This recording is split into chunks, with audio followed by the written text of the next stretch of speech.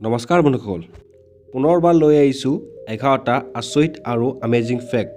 আজি আমি এই ভিডিঅ'টোত 11টা আমেজিং ফেক্টৰ বিষয়ে আলোচনা কৰিম।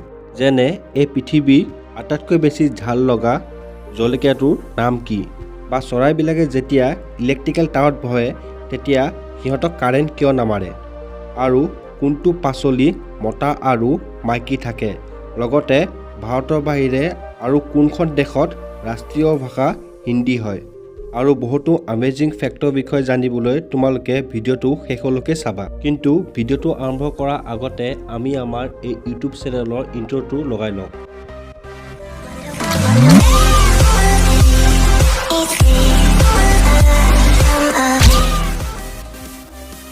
বন্ধুসকল, এই পৃথিৱীৰ আটাইতকৈ বেছি পুৰা অৰ্থাৎ ঝাল লগা জলকীয়াটোৰ নাম হ'ল কেৰলিনা ৰিপাৰ। এই জলকীয়াটোৰ পিছফালে নেজৰ নিচিনা এটা কাঁইট থাকে।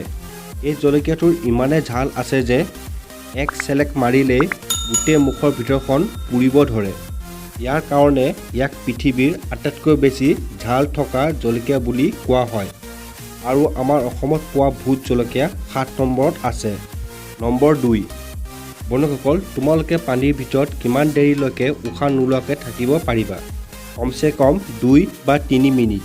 কিন্তু বেছিকৈ 6 দিনলৈকে উশাহ নোলোৱাকৈ পানীৰ ভিতৰত থাকিব পাৰে। নম্বৰ 3।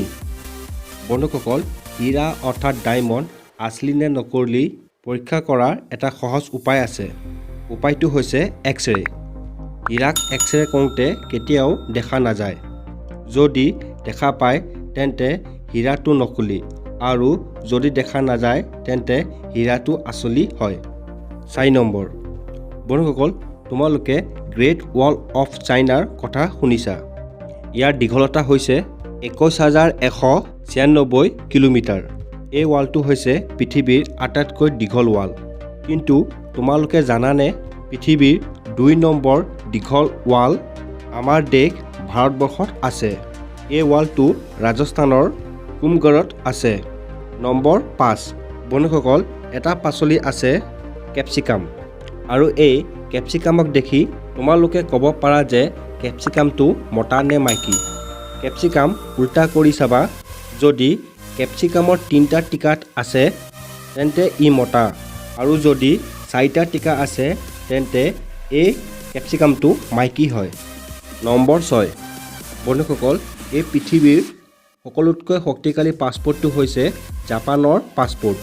জাপানৰ মানুহে জাপানৰ পাছপোৰ্টৰ দ্বাৰা 191 দেশত ফ্ৰী ভিজা লৈ যাব পাৰে। 2 নম্বৰত আছে ছিংগাপুৰ, যি 190খন দেশত ফ্ৰী ভিজা লৈ যাব পাৰে। ভাৰতৰ পাছপোৰ্টৰ দ্বাৰা আমি 60খন দেশত ফ্ৰী ভিজা লৈ যাব পাৰোঁ। নম্বৰ 7। বন্ধুসকল, ফিজি এখন এনেকুৱা দেশ য'ত ভাৰতৰ নিচিনাকৈ হিন্দী ভাষা কোৱা হয়। আৰু তোমালোকে এইটো জানি আচৰিত হ'বা যে ভাৰতৰ নিচিনাকৈ ফিজিতো হিন্দী হৈছে ৰাষ্ট্ৰীয় ভাষা। নম্বৰ 8।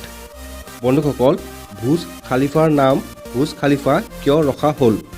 আচলতে যেতিয়া বুৰ্জ খালিফা বনোৱা হৈছিল তেতিয়া ইয়াৰ নাম বুৰ্জ আল ডুবাই ৰখা হৈছিল। কিন্তু ইয়াৰ ফাউণ্ডেশ্যন ইমানেই মজবুত ৰখা হৈছিল যে ইয়াক বনোৱা খৰচ বহুত বেছি হৈ গৈছিল। আৰু তেতিয়া আবু ধাবিৰ প্ৰেছিডেণ্ট খালিফা বিন জায়েদে ফাইনেন্সিয়েলভাৱে বহুত সহায় কৰিছিল, আৰু তেওঁক ধন্যবাদ জনাবৰ কাৰণে বুৰ্জ আল ডুবাইৰ নাম বুৰ্জ খালিফা ৰখা হ'ল। নম্বৰ 9। বন্ধুসকল, তোমালোকে জানানে বাঘৰ এটা অদ্ভুত প্ৰজাতি পোৱা যায় যি দেখাত বগা থাকে, আৰু এই প্ৰজাতিৰ বাঘ অকল ভাৰততে পোৱা যায়। নম্বৰ 10। বন্ধুসকল, তোমালোকে বহুত ধৰণৰ সুগন্ধি আৰু ধুনীয়া ফুল দেখিছা, কিন্তু তোমালোকে পৃথিৱীৰ আটাইতকৈ ডাঙৰ ফুল দেখিছানে? ইয়াৰ নাম হ'ল ৰিফলেচিয়া আৰ্নল্ডি। এই ফুলটোৰ ওজন 10 কেজিলৈকে থাকে। নম্বৰ 11। বন্ধুসকল, তোমালোকে চৰাইক বিজুলী তাঁৰত এনেকৈ বহি থকা দেখিছা। ইহঁতক কাৰেণ্ট কিয় নালাগে? ইয়াৰ আচল কাৰণটো হৈছে চাৰ্কিটটো কমপ্লিট নোহোৱাৰ ফলত।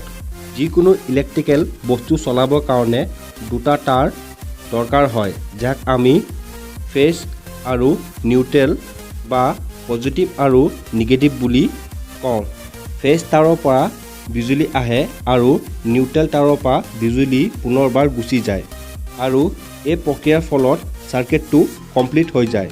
এতিয়া যদি আমি চৰাইৰ কথা কওঁ, তেন্তে চৰাই অকল এটা তাঁৰতে বহে আৰু এটা তাঁৰত বহাৰ কাৰণে চকেটটো কমপ্লিট নহয়, যাৰ ফলত চৰাইক কাৰেণ্ট নামাৰে।